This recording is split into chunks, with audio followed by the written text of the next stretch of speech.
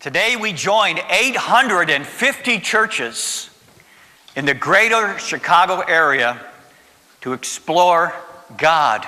Now we explore Him every week here at Community, but this is a concerted effort that these 850 churches together on 7 successive Sundays explore God by asking some big questions. And I'm not sure if you can read this. Is it legible to most of you or not?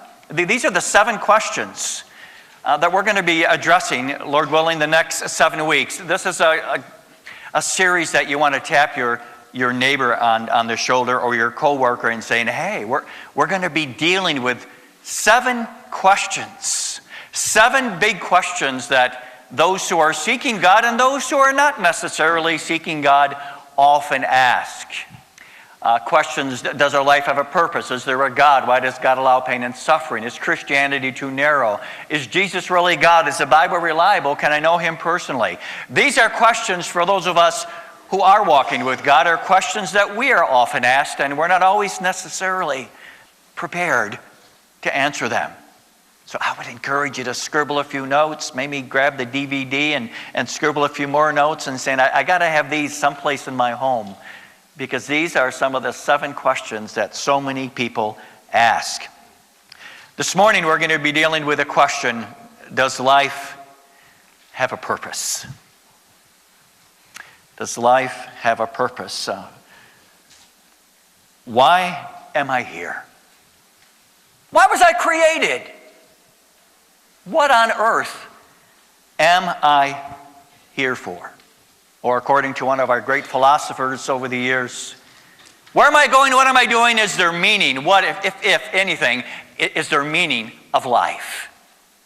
How many of you don't know who Snoopy is? Are we that far removed from Charlie Brown? Those of us who are older grew up with this great philosopher. Where am I going? What am I doing? What is the meaning of life? To pursue that this morning, as always, we turn to God's Word, and I invite you, if you're able, to take the Bible and the seat in front of you, underneath the seat, and turn to the book of Ecclesiastes. Ecclesiastes, that's and kind of an odd name for many of us for a book of the Bible. It has to do with the name it's like being called out of God. Ecclesiastes, page 985. And in fact, we're just going to be dealing with chapter 1 and then different sections throughout the book. But I want to encourage you, because it's a very interesting book to read. This is a journal from an old man who had everything that this world had to offer and more. And he tells us his story. He shares his journey. He says, I've lived a long time, and I had all the blessings that this world had to offer. And he says, let me tell you what I discovered in the end, and maybe I can save you a lot of trouble as you grow and live in this world.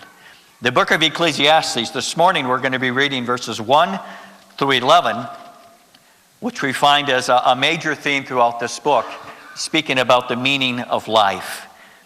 And as he took his journey, we're going to hear some key phrases in these first 11 verses. The words of the teacher, son of David, king in Jerusalem.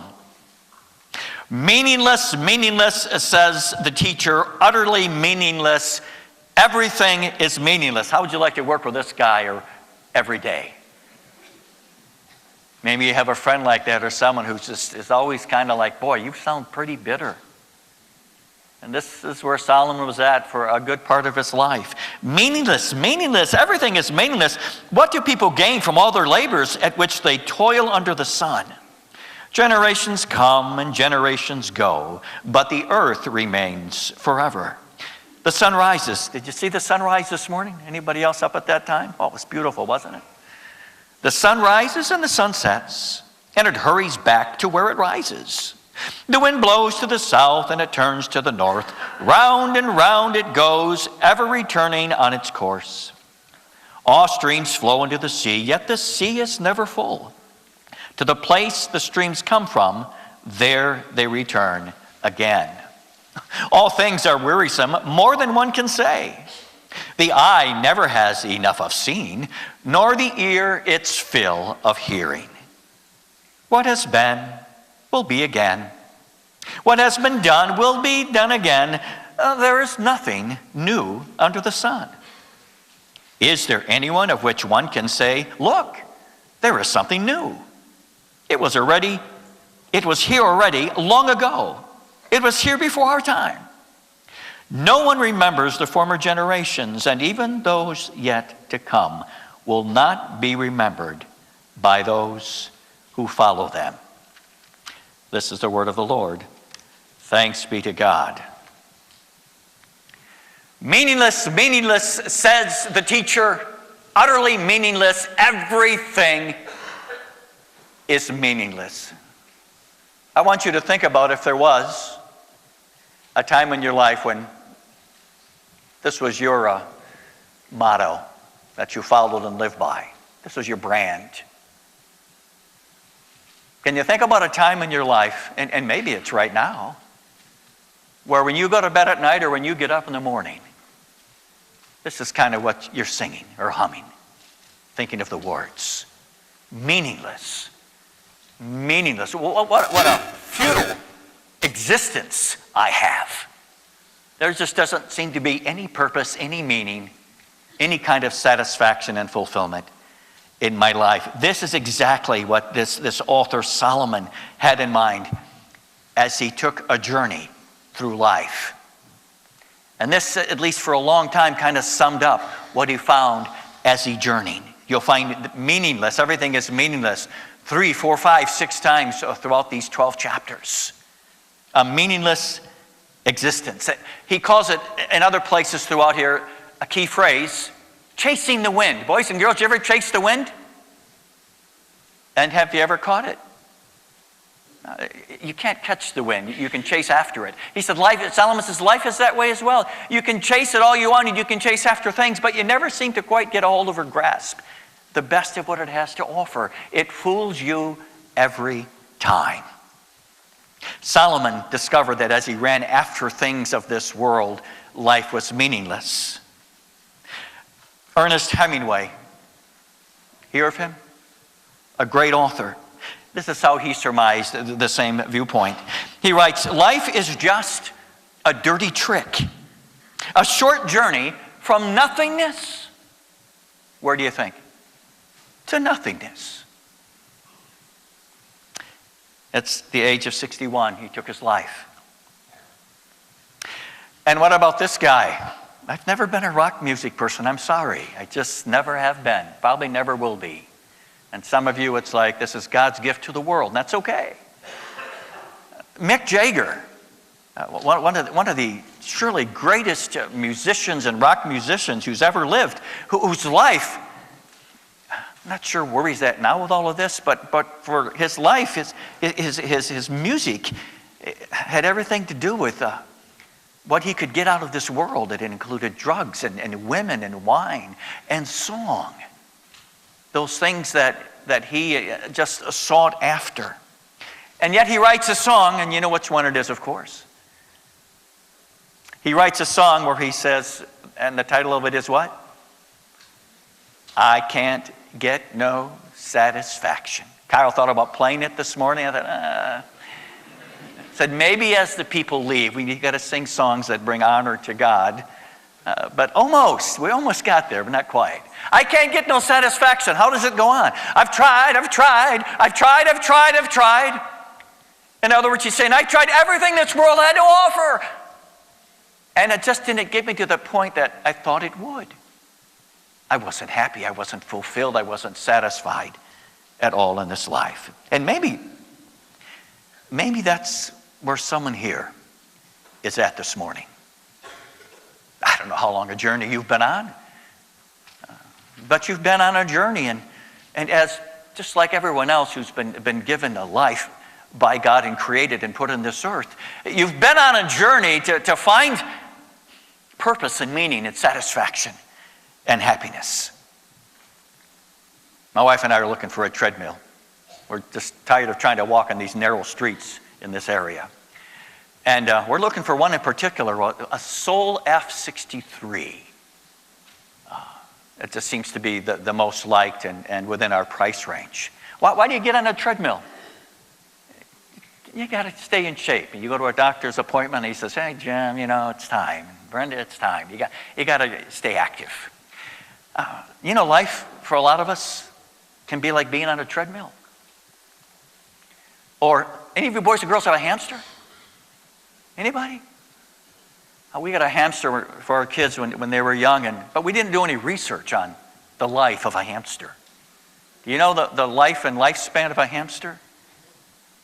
I should have looked into it before we got the hamster and had a little sit down with my kids, because after a year, or just over a year and a half, my sweet, maybe 7, 8-year-old daughter came to the hamster cage to take, what was his name again, Brenda? Yeah, I forgot too. And it wasn't moving. It usually was always on the wheel, right in the morning. Nothing. So she said, Dad, whatever his name was, man, I think we'd love that little thing. But anyway, it's not moving. It's not moving. Well, it had died. And I'm like, oh no, what did we do? We didn't take care of this little creature of God very well. Well, then someone tells me, oh, they only last about a year, year and a half. It could have told me that before I bought it. But the thing about the hamster is they get up on that wheel, right? I was going to take one here this morning, but I found out nobody in this area had a hamster. And they go round and round and round and round and round and round and round and round. And where are they going? Where do they get? They get nowhere. Like endlessly, a meaningless existence. I'm on the wheel here, but I'm not really going anywhere. Or when we eventually get this, we're still looking for one in Marketplace, this Soul F63 treadmill. You get on the treadmill and you might walk 20 minutes, 25 minutes, you might run. And where do you go with all this running and walking that you're doing? Where do you end up? That's the same place you started. You're not getting anywhere. Life can be kind of like being on the treadmill or being in the hamster cage.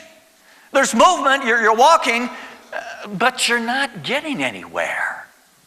At least not in life where you thought you might get. And so you too can easily end up with this same kind of motto that says, everything is meaningless. It's like I'm on this treadmill and I'm going nowhere. Maybe you feel like that right now. Maybe you have a neighbor or a coworker or someone you meet in a coffee shop where that word is kind of said in some kind of way. My life just appears to be meaningless and going nowhere. And it's not that we haven't tried, where each one of us has not tried to go somewhere and to get what we're looking for.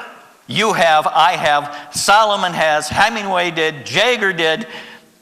In fact, we put time and effort into pursuing what we thought would bring us meaning and fulfillment in life, and we put our heart and our soul into it. But the problem is, everyone soon discovers, as all of these other people did, no matter how much effort you put into it, no matter how much you have searched and looked into, we all look for it in all the wrong places. Solomon says, listen, as you read through the book of Ecclesiastes, he says, I tried it all. Now, if anybody could have tried it all, it was Solomon, because he had it all. Just in case you think, if you have everything this world has to offer, more money than you know what to spend, children, but more toys and gadgets and nicer phones and nicer things at home. If you think that's where meaning comes from in life and you'll find happiness, Solomon says, listen, I've tried it all. I've had it all. I wasn't trying to keep up with the Joneses. Who was he? He was the Joneses. This was the guy that everybody would try to, at least in some part, wish I could have that like Solomon had. Because he had everything. He says in verse 10 of chapter 2, I denied myself nothing. Read chapter 2 sometime today. It tells us about his search. He says, listen, I searched in the area of pleasure and alcohol and work and money, sex and knowledge. I tried it all. There's nothing that you're going to try, he says, that I have not tried. And you know what I found out at the end of my search? For these things that I thought would give me purpose and meaning and satisfaction, he says, listen, in the end, I still came up empty. unfulfilled. This meaningless existence that I have stayed with me. How many of you have heard of Leo Tolstoy? By some considered to be one of the greatest authors of all time, a Russian author. He wrote this book, and boy, if some of you read this, I'll take you out to dinner this week. What book did he write? War and Peace. Oh, watch it now. I'm going to have to get my credit card out. How many of you read War and Peace?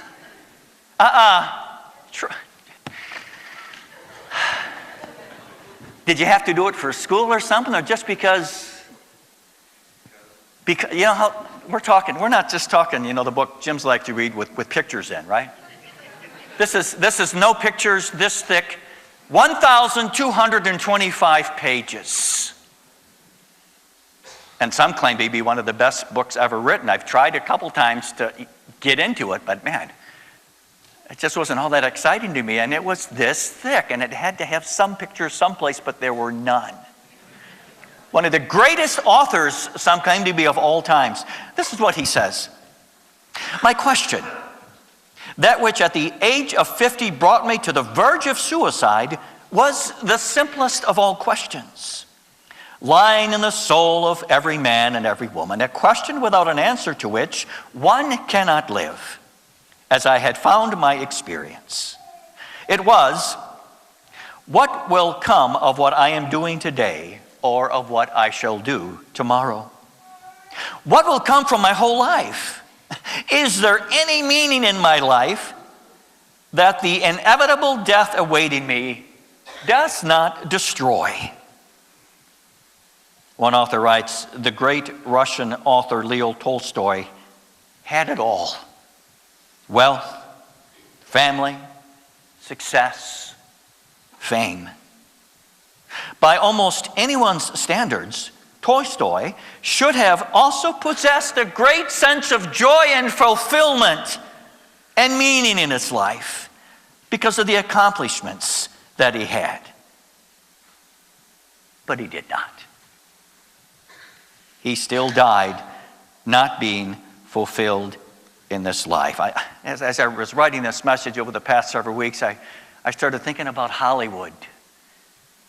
I've always fascinated about reading a number of stories and movies and the like, because I like watching the movie instead of reading the book kind of person. And Howard Hughes types. Just think of Hollywood celebrity kind of people, professional athletes. Those who are seeking fulfillment in life and happiness in life and purpose and meaning in life through fame and fortune. Because surely if I'm famous and surely if I can amass a fortune of some sort, I'm going to be the happiest person in this whole world. And I'll have a purpose for living. But in the end, we know, and story after story after story, about wealthy, famous people, rich people who pursued happiness in all the wrong places, and their life ends up with drugs and alcohol and broken relationships and depressions and suicide. Because they found, like Solomon, everything was meaningless. And maybe that just sounds like you or a neighbor or someone you know at work. And you're seeking. And maybe some already here have tried it all. You've looked in every place possible, dabbled in every field. And not only that, now you're continuing your search because you haven't found it so far. You've tried it all, and yet maybe not a few things, and you say, well, if I just try something else, I'll pursue something else, because surely there must be satisfaction and happiness and fulfillment in that. And maybe you're about ready to do that as well. And yet, we hear testimonies from time to time from some of our members and others who tell us they looked for happiness and fulfillment and purpose in life in all the wrong places, and they tell us about their life on drugs and alcohol and how money was used and abused and on possessions, and they become depressed and anxious and very much alone. There's story upon story upon story, and we need to hear more of those stories and testimonies. What it's like for looking for purpose and meaning in life, but looking in all the wrong places and finding out in the end that everything is coming out to be meaningless. So Solomon found out in his journey. And he had all but given up, because that's what you feel like doing, right? Someone here this morning, you might be saying, boy, Pastor Jim, you're right. That's where I'm at. It's meaningless. And I've even had thoughts that run through my head, suicidal thoughts, because I'm not finding what this world has to offer. And I have no purpose or meaning to get up in the morning to go to bed at night. Solomon was there, and he says, I'd all but given up on my search for purpose until I decided to pursue one last thing that I should have known better a long time ago. Solomon's father, David, huh? Was he a poor man? Oh, by no means. Wealth, fame, fortune, power. David had it all, but David also had something else that Solomon failed to have for a long time. What did David have that Solomon did not have for years? He had this relationship with God. He was a man after God's own heart, the Bible tells us. And Solomon, by God's grace, comes to a point in his life when he says, there's one thing I haven't really pursued and put my effort into pursuing. It's my relationship with the God of my father, David. Dad's been after me for years, right? Try God. Explore God. You went to church school in the kids' church. I made sure you went every week. You went to youth group and you were in God's Word. And you heard about where true life and meaning and happiness can be found. But he says, you haven't tried that yet. You've seemed to try everything else and you're coming up empty. He says, why not pursue God? And he said, so I did. I began my journey and my pursuit of God. This is what the book of Ecclesiastes is about. And he says, wouldn't you know it? Wouldn't you know it? The last place that I possibly thought where I could find meaning and purpose in my life, the very last place, the place that Dad has been telling me all of these years, is where I found it. He says, I found meaning, I found purpose, I found satisfaction when God, by His grace, drew me to Himself, and I found God. And once he got that straight within his being, he writes this book called Ecclesiastes for all to read, a journal of his journey to find purpose in his life. And his testimony was simply this. He says, listen, life is meaningless without God. In chapter 2, verse 25, he says, listen, apart from God, without God, life is without Him, who can eat and who can find enjoyment? He says, listen to what I discovered. And I put more money than you'll ever put into in this pursuit of looking for meaning and purpose. He says, listen, I've discovered that apart from God, without God, in the picture life is meaningless. Without Him, who can find purpose and meaning? And he goes on to say, he says, listen, that a life lived in relationship with God, that's where you find happiness. That's where you find meaning. That's where you find purpose in life. Listen to some of these verses that he writes. Chapter 3, verses 12 and 13. He says, I know there is nothing better for people than to be happy and to be good while they live, that each of them may eat and drink and find satisfaction in all of their toil. Then he says what he discovered. This is a gift of God. Ecclesiastes 5, verses 18 to 20. This is what I have observed to be good. After his journey and after he started pursuing God, he says, this is what I have observed to be good. That it is appropriate for a person to eat, to drink, and to find satisfaction in their toilsome labor under the sun during the few days of life that God has given them, for this is their lot. Moreover, when God gives someone wealth and possessions and the ability to enjoy them, to accept their lot and be happy in their toil, this too is a gift of God. They seldom reflect on the days of their life because God keeps them occupied with gladness of heart. Where does happiness, fulfillment, meaning in life come from? because God keeps them occupied with gladness of heart. And finally, Ecclesiastes 12, verse 13, he says, now all has been heard. He's at the end of the book. He's at the end of his journey, telling us about his journey. He says, all has been heard. He says, here's the conclusion. It's pretty much, and I can waste a lot. I can tell you, it says, I can save you a lot of time.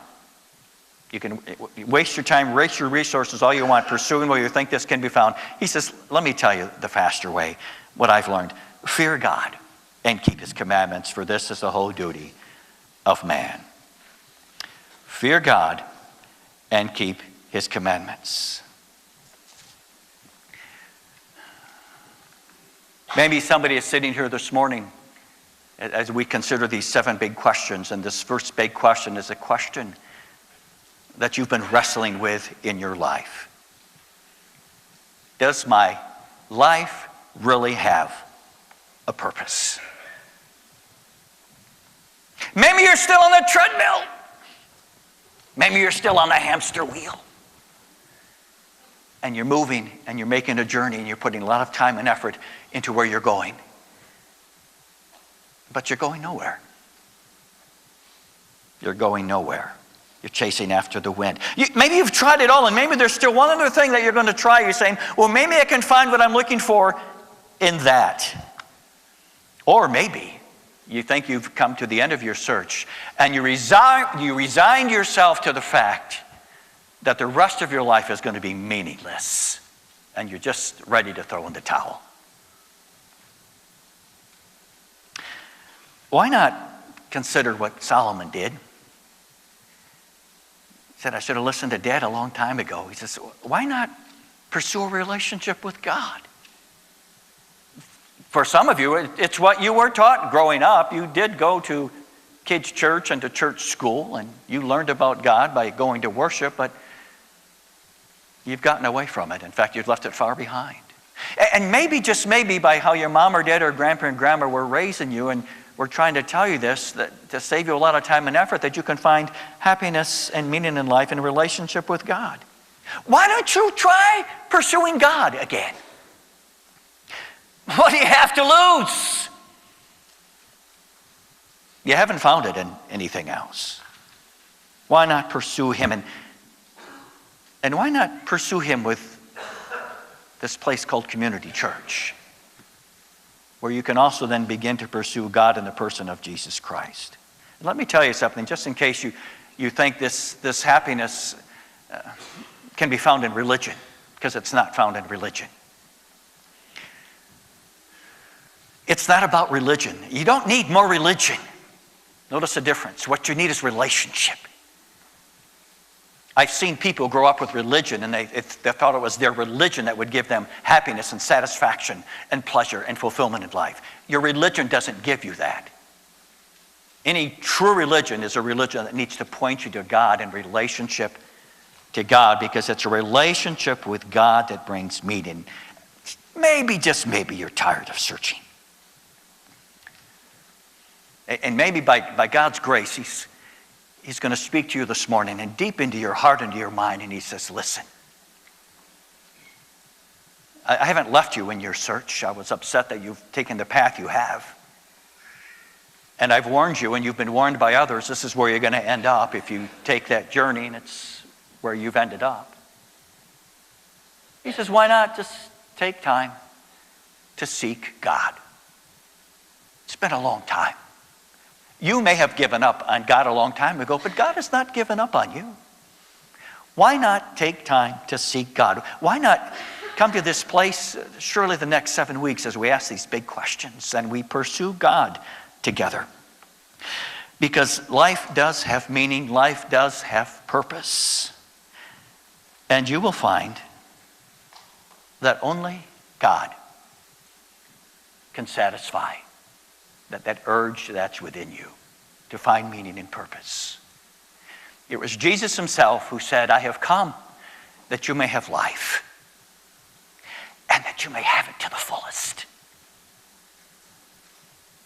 Wow. Jesus came so that we could have life and have it to the fullest. All meaning, all purpose in life is found in relationship with Jesus Christ. And then you could come and join us and discover, as so many have here this morning, that your search is over. That only God can satisfy, that only God can satisfy, that only God in the person of Jesus Christ can satisfy. And you can get up in the morning and you can go to bed at night with a full assurance. I found what I was looking for in the person of God in Jesus Christ. And your life will never be the same. That's why we as God's people here are all about lives transformed by Christ. And God wants to transform your life and allow you to experience a joy and happiness, a meaning and purpose in life like you've maybe never experienced yet. Well, that doesn't mean you're not going to have troubles. You will. But because you're in your relationship with God, you'll be able to walk through those trials and those troubles still with meaning and purpose, because you're not just focused on the temporal, but on the eternal of what is to come. Only God can satisfy. Father, in your name, we thank you for your word. Oh, there's so many of us here who've looked for meaning and purpose in life in all the wrong places. And there are some here this morning who are still doing that. And they've all but given up hope. Maybe this morning, by your grace and for your glory, you can break through their hearts, break through their minds, and let them seek you and search you. And to see, as all of us have, that for those who pursue God and really seek him out, you can reward them with a joy and a happiness that'll give them meaning and purpose to get up every morning and go to bed every night. Because in this way, we don't just think about temporal things here in this earth that can satisfy, but that which goes through eternity. For all of us who are going in the wrong direction or seeking the wrong things, bring us back to you. And if need be, renew our pursuit of you so that we can find meaning in the person of Jesus Christ, in whose name we pray, everyone say, amen.